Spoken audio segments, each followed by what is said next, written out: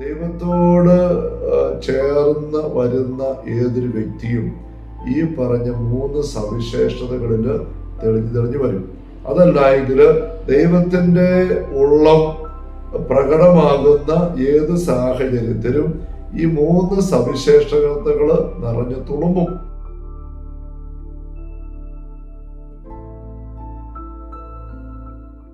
ഈശോ മിശിഹായ്ക്ക് സ്തുതിയായിരിക്കട്ടെ. ഈശ്വരേറ്റ സ്നേഹിക്കപ്പെട്ട സഹോദരരെ, നിങ്ങൾ ഇപ്രകാരം പ്രാർത്ഥിക്കുമെന്നുള്ള ഈശോയുടെ അനുശാസനത്തെ ഒരു പൊതു ശീർഷകമാക്കിക്കൊണ്ട് കർത്തൃ പ്രാർത്ഥനയെക്കുറിച്ചും എടുക്കുന്നതായ തിരുവചന വിചിന്തന പരമ്പരയുടെ 59ാമത്തെ സെഷനിലേക്ക് ഈശോയുടെ നാമത്തിൽ ഹൃദ്യമായ സ്വാഗതം. Hallelujah, hallelujah, hallelujah. പ്രിയപ്പെട്ട സഹോദരരെ, കർത്തൃ പ്രാർത്ഥനയിലെ 7 യാചനകളിൽ 3ാമത്തെ യാചനയെക്കുറിച്ച് നമ്മൾ ചിന്തിച്ചുകൊണ്ടിരിക്കുകയാണല്ലോ. അങ്ങയുടെ തിരുമനസ്സ് സ്വർഗത്തിലിതുപോലെ ഭൂമിയിലുമാകണമേ. തിരുമനസ്സെ നമ്മൾ ചിന്തിച്ചു. സ്വർഗത്തിലിതുപോലെ എന്നുള്ളതിനെ അവർ ചിന്തിക്കുകയായിരുന്നു. സ്വർഗം പ്രത്യേക ദൈവത്തിന്റെ വാസസ്ഥലം, അതവർ നമ്മൾ ചിന്തിച്ചു. സ്വർഗത്തിലെ പോലെ എന്ന് പറയുമ്പം അത് നമുക്ക് എവിടെയാണ് വെളിപ്പെട്ട് കെട്ടിയിരിക്കുന്നത്? ബൈബിളിലേക്ക് നോക്കുമ്പം അതിൻ്റെ നേർക്കാഴ്ച, ദൈവത്തിന്റെ തിരുമനസ്സ് നിറവേറുന്നതിൻ്റെ നേർക്കാഴ്ച കാണുന്ന 2 ഭാഗങ്ങളാണ്. ബൈബിളിന്റെ ആരംഭത്തില് 2ാം അധ്യായത്തിന്റെ പറുദീസ, അവസാനത്തില് പറയുന്ന 2ാം അധ്യായത്തില് സ്വർഗീയ ആനന്ദത്തിലേക്ക് കുഞ്ഞാടിന് മണവാട്ടിയായി അണിഞ്ഞൊരുങ്ങിയ മണവാട്ടിയെ പോലെ സ്വർഗീയ ജെറുസലേം വിശുദ്ധരുടെ സമൂഹമാണ്. അവരനുഭവിക്കുന്ന കാര്യങ്ങൾ പറുദീസയിൽ ആദ്യം മനുഷ്യർ അനുഭവിച്ചതും സ്വർഗത്തില് അവസാനം മനുഷ്യർ അനുഭവിക്കുന്നതായിട്ട് വെളിപാട് 21 പറയുന്നതായ കാര്യങ്ങൾ അതിനകത്താണ് നമുക്ക് കാണാൻ പറ്റുക. അപ്പം ഈ ദൈവത്തെക്കുറിച്ച് നമ്മൾ കാണുന്ന ആഴപ്പെട്ട ഒന്ന് ഈ സൃഷ്ടിയുടെ ഉൽപ്പത്തിയുടെ ആദ്യ അധ്യായങ്ങളിൽ 1ാം അധ്യായം 26ാം വാക്യം ദൈവത്തിന്റെ ഉള്ള എന്താണ്, എവിടെയാണ് എന്ന് ഒരു സൂചന തരുന്നുണ്ട്. ഉള്ള അനുവർത്തിക്കുന്ന തിരുമനസ്, അതിന്റെ അനുഭവമാണ് പറുദീസ അനുഭവം കാണുന്നത്. അപ്പൊ അതിനു മുമ്പ് ഉൽപ്പത്തി 1:26 നമുക്ക് നമ്മുടെ സാദൃശ്യത്തിലും ഛായയിലും മനുഷ്യനെ സൃഷ്ടിക്കാം എന്ന് ഉള്ള ഒരു വചനം വ്യാഖ്യാനിക്കും. പിതാക്കന്മാര് പറയും 2 കാര്യങ്ങൾ. ഒന്ന്, ദൈവത്തിൽ ഒരു കൂട്ടായ്മയുണ്ട്. there is a we in God. നമുക്ക് ഉണ്ടാവും. ഞാനല്ല, ഞാൻ എന്നുള്ളതിന് ഞാനല്ല, ഞാൻ മനുഷ്യനെ സൃഷ്ടിക്കാൻ പോവുകയാണ്. അങ്ങനെയല്ല പിതാവായ ദൈവം പറയുന്നത്, നമുക്ക് സൃഷ്ടിക്കാം എന്നാണ്. അപ്പൊ ഇത് ദൈവത്തില് ഒന്നിലധികം ആൾക്കാരുണ്ട് എന്നുള്ളതാണ് പ്ലൂറൽ നമുക്ക് വി എന്ന് പറയുമ്പോൾ വരുന്നത്. അതിൻ്റെ ഒരു കൗതുകം എന്താന്ന് വെച്ചാൽ യഹൂദരുടെ വിശുദ്ധ ഗ്രന്ഥമായിരുന്നല്ലോ നമ്മുടെ പഴയ നിയമം.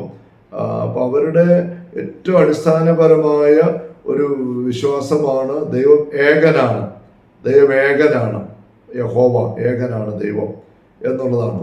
പക്ഷേ ആ ദൈവത്തെക്കുറിച്ച്, ദൈവത്തിന്റെ വെളിപാടിനെ കുറിച്ച് പങ്കുവെക്കുന്നതായ മോശയുടെ പഞ്ചഗ്രന്ഥിയുടെ ആദ്യ പുസ്തകത്തിന്റെ ആദ്യ അധ്യായത്തിൽ തന്നെ അവർക്ക് പോലും തിരിയാത്തൊരു കാര്യം, അവരുടെ സ്ക്രൈബേഴ്സ്, വിശുദ്ധ എഴുത്തുകാരെ എഴുതി നമുക്ക് സൃഷ്ടിക്കാം എന്ന് പറഞ്ഞുകൊണ്ട് പ്ലൂറൽ ദൈവത്തെക്കുറിച്ച് അതിനെ വ്യാഖ്യാനിക്കാനായിട്ട് യഹൂദർ അഭിമാനി പോലും വിഷമിക്കുന്ന കാണാനായിട്ട് പറ്റും.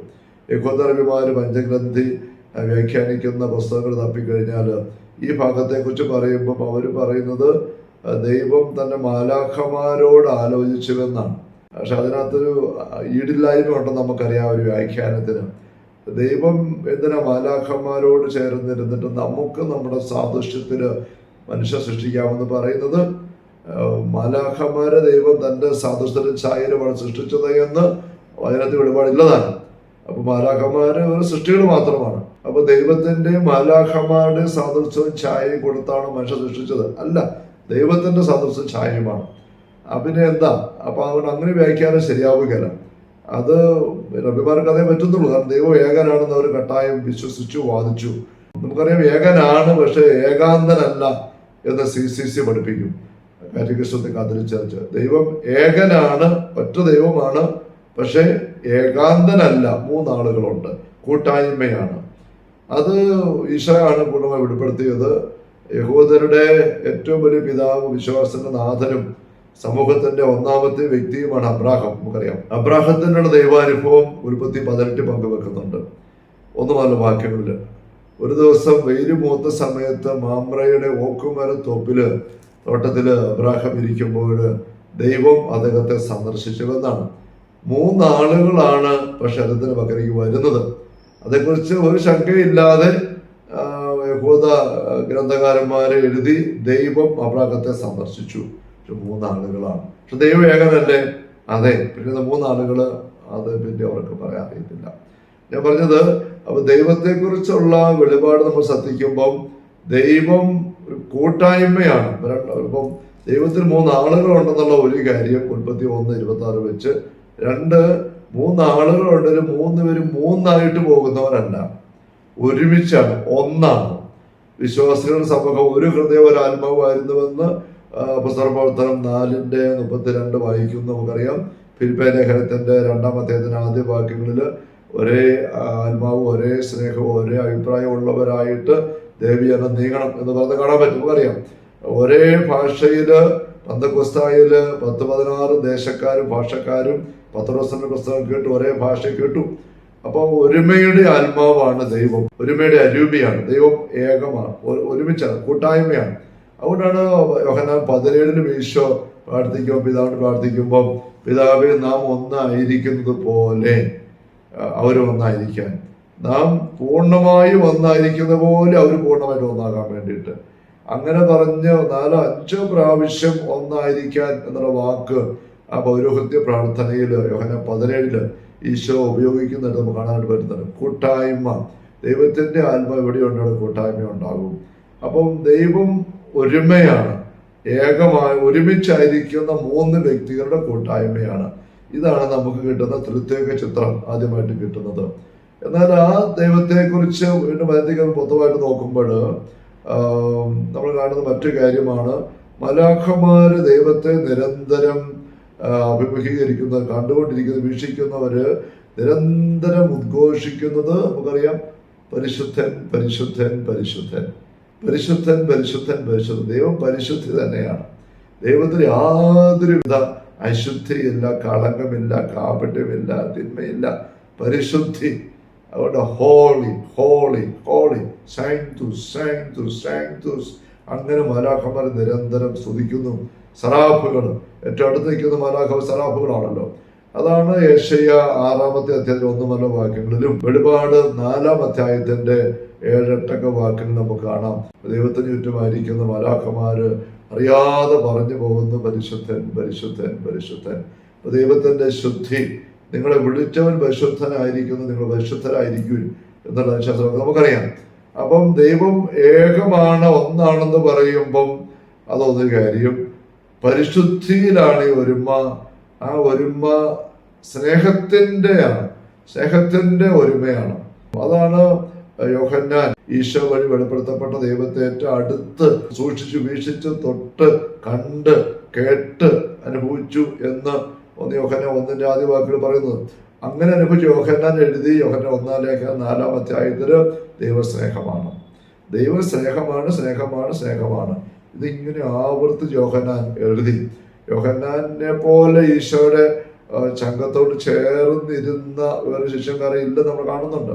ആ ഹൃദയത്തിന്റെ അകത്ത് എന്താണ് ഈശോയുടെ ഉള്ളതെന്ന് ഇങ്ങനെ ഒപ്പിയെടുത്തയാളാണ് യോഹന്നാൻ. ആ സ്നേഹത്തിന്റെ തീയാണ്, സ്നേഹത്തിന്റെ സ്പന്ദനമാണെന്ന് യോഹന്നാൻ പങ്കുവെക്കുകയാണ്. അപ്പൊ നമ്മൾ 3 കാര്യങ്ങൾ ദൈവത്തെക്കുറിച്ച് കാണുന്നു. ഒന്നാണ് വിശുദ്ധം, പരിശുദ്ധമാണ്, സ്നേഹമാണ്. ഇത് 3ഉം കൂടെ ചേർത്ത് വെക്കുമ്പം ദൈവമെന്ന് പറയുന്നത് വിശുദ്ധമായ പരിശുദ്ധമായ സ്നേഹത്തിന്റെ മൂർധന്യ അവസ്ഥയില് ഒന്നായിരിക്കുന്ന 3 വ്യക്തികൾ. അതാണ് ത്രിത്വൈക കൂട്ടായ്മ. അപ്പൊ നമ്മൾ കഴിഞ്ഞ സെഷൻ കാണുകയുണ്ടായി, ഏതൊരു ആത്മീയതയ്ക്ക് ഒരു ഉറവിട അനുഭവമുണ്ട്. ക്രൈസ്തവ ആത്മീയതയുടെ ഉറവിട അനുഭവം ഈശോയാണ്. ഭൂമിയിൽ നിരത്ത് നോക്കുമ്പോൾ ഈശോ എപ്പോഴും അതിനെ മുകളിലേക്ക്, ത്രിത്വൈക ജീവിതത്തിലേക്ക്, സ്വർഗത്തിലേക്ക് ആണ് കണക്ട് ചെയ്തത്. അതുകൊണ്ട് ട്രിനിറ്റേറിയൻ ജീവിതമാണ് നമ്മുടെ ആത്മീയതയുടെ ഉറവിടം, ക്രൈസ്തവ ആത്മീയതയുടെ ഉറവിടം. അങ്ങനെ ചിന്തിക്കുമ്പോൾ ട്രിനിറ്റിയിൽ എന്താ ഉള്ളത് ഇത് ചിന്തിക്കുമ്പോൾ നമ്മൾ കാണുകയാണ്, അവിടെ ഒരു ഉണ്ട്. 3 വ്യക്തികൾ, 3 ആളുകളാണ് ദൈവത്തില്. പക്ഷെ 3 ആളുകളാണെങ്കിൽ ഒരുമിച്ച് ആലോചിക്കുന്നു സ്നേഹത്തില്, വിശുദ്ധിയില്, സ്നേഹത്തില്, വിശുദ്ധിയില് 3 കണ്ടു. അപ്പൊ അങ്ങനെയുള്ള ആണ് നമുക്ക് ത്രിത്വൈക ദൈവം, നമ്മുടെ ഉറവിടം സ്വർഗം. അങ്ങനെയെങ്കിൽ ദൈവത്തോട് ചേർന്ന് വരുന്ന ഏതൊരു വ്യക്തിയും ഈ പറഞ്ഞ 3 സവിശേഷതകളിൽ തെളിഞ്ഞു വരും. അതല്ല എങ്കിൽ ദൈവത്തിൻ്റെ ഉള്ളം പ്രകടമാകുന്ന ഏത് സാഹചര്യത്തിലും ഈ 3 സവിശേഷതകൾ നിറഞ്ഞു തുളുമ്പും. ദൈവത്തിൻ്റെ ഉള്ളം തടസ്സമില്ലാതെ പ്രകടമാകുന്നതിന് പറയുന്ന വേറെ പേരാണല്ലോ തിരുമനസ് നിറവേറുക. തിരുമനസ് നിറവേറുക. അപ്പൊ എവിടൊക്കെ ദൈവത്തിന്റെ തിരുമനസ് നിറവേറുന്നവോ, നിലവിൽ വരുന്നവോ, വെളിപ്പെടുന്നവോ അവിടെയൊക്കെ ഈ 3 കാര്യങ്ങളുണ്ടാവും. ഏത്? സ്നേഹം, വിശുദ്ധി, കൂട്ടായ്മ. ഇത് 3 ഉണ്ടാവും. എവിടൊക്കെ ദൈവത്തിന്റെ തിരുമനസ് അവഗണിക്കപ്പെട്ടിട്ട് സ്വന്തം താല്പര്യങ്ങള്, സാത്താന്റെ താല്പര്യങ്ങള്, ലോകമോഹങ്ങള്, ഇങ്ങനെയുള്ള കാര്യങ്ങള് വെളിപ്പെടുന്നവോ അവിടെ ഈ 3 മേഖലകളിലോ ഒന്നിലോ പലതിലോ പോരായ്മ വരും. ഒന്നിൽ പോരായ്മ വരുമ്പം ഓട്ടോമാറ്റിക്കായിട്ട് അടുത്തതിനെ ബാധിക്കും. ഈ 3 മേഖല എവിടെയെങ്കിലും ചിന്തിച്ചു നോക്കിക്കോ. തൂർത്തോത്തന്റെ ഉപമ, അപ്പന്റെ കൂടെ അവനായിരുന്നപ്പം അവിടെ എല്ലാം സ്വർഗീയ അനുഭവമായിരുന്നു, ഒന്നിന് കുറവില്ല. പക്ഷെ അപ്പനോട് മറുതലിച്ച് സ്വന്തം പ്ലാനുമായിട്ട് ഇറങ്ങിപ്പോയി. നമ്മൾ കഴിഞ്ഞ വർഷം ചിന്തിച്ചതാണ്. അങ്ങനെ ഇറങ്ങിപ്പോയി കഴിഞ്ഞപ്പം അവന് കൂട്ടായ്മ നഷ്ടപ്പെട്ടു. അപ്പനോട് പിരിഞ്ഞു പോയി. അപ്പന്റെ സ്നേഹം നഷ്ടപ്പെട്ടു, സ്നേഹം കിട്ടുന്നില്ല. പിന്നെ അശുദ്ധി. യഹൂദർക്ക് പന്നി എന്ന് പറഞ്ഞാൽ അശുദ്ധിയാണ്. അഴുക്കിനകത്ത് പെട്ടു. അത് ഭൗതികമായ അശുദ്ധി മാത്രമല്ല, ഉള്ളാലയും എല്ലാം അഴുക്കിനകത്ത് പെട്ടു. അതിന്റെ പ്രതീകമാണ് പന്നിക്കൂട് എന്ന് പറയും. പന്നിക്കൂടിലെ ദാരിദ്ര്യം കണ്ടോ. അപ്പൊ കൂട്ടായ്മ പോയി, അപ്പന്റെ സ്നേഹം പോയി, വിശുദ്ധി നഷ്ടപ്പെട്ടു. നമ്മുടെ ഏതൊരു സ്വന്തം ഇഷ്ടം വെച്ചുള്ള പോക്ക് അതാണ് പാപം. ഏതൊരു പാപത്തിനകത്തും ഈ 3 കാര്യങ്ങൾക്ക് ക്ഷതം കേൾക്കുന്നുണ്ട്, ഭംഗം വരുന്നുണ്ട്. ആലോചിച്ച് നോക്കിക്കൂ. ഏതൊരു പാപത്തിനകത്തും വിശുദ്ധി ചോർന്നു പോകുന്നു, കൂട്ടായ്മ വിട്ട് അകൽച്ച ഉണ്ടാവുന്നു, സ്നേഹം മന്ദിഭവിക്കുന്നതിന് കെട്ടുപോകുന്നു.